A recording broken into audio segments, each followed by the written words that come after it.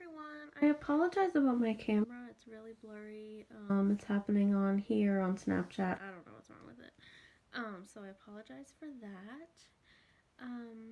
And congratulations for making it to week 7, everyone. We're down to the wire.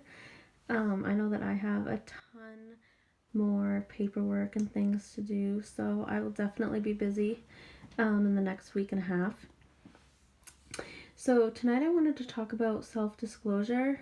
So I go to a group supervision every Tuesday, and what that is the group leaders and the group co-leaders come together and meet with the director of group services, and we kind of talk about what's happening in group. And self-disclosure came up today, and people shared about what they share with clients, with group members, about their personal life.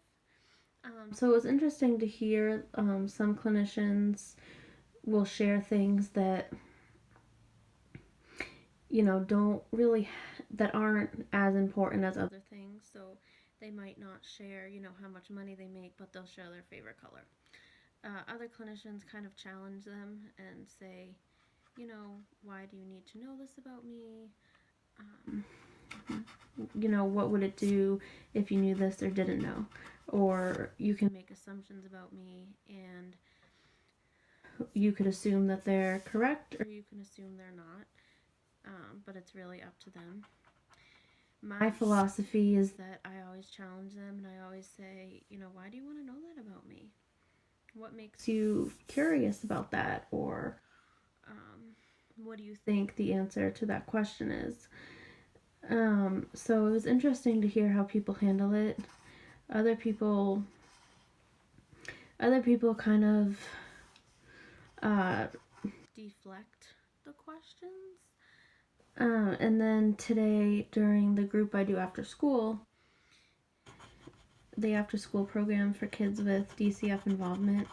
So the group supervision where self-disclosure was discussed was today. And then 2 hours later at the after school program that I'm in, they started asking me questions. I was like, wow, that's quite a coincidence because they haven't really asked me a lot of questions. But I'm thinking that maybe since I've been talking about termination with them and ending and moving on, that maybe these questions have recently come up for them that they want to know about me before I go. So they were asking me, do you have a boyfriend? Are you married? Oh, well, I don't see a ring on your finger. And I kind of just answered and I said, no, there's not a ring on my finger.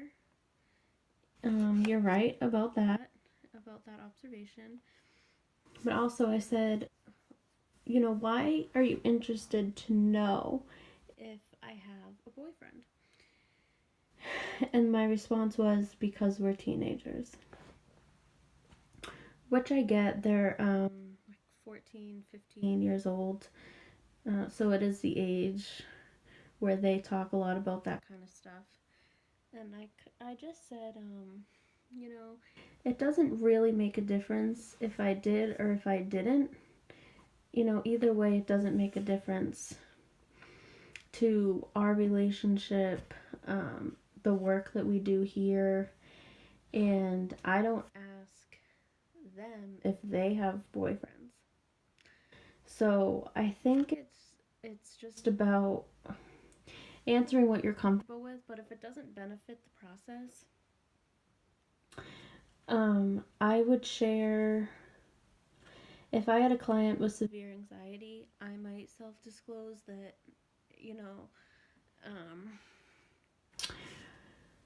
I wouldn't say I know how you feel because I think anxiety presents itself in many different ways.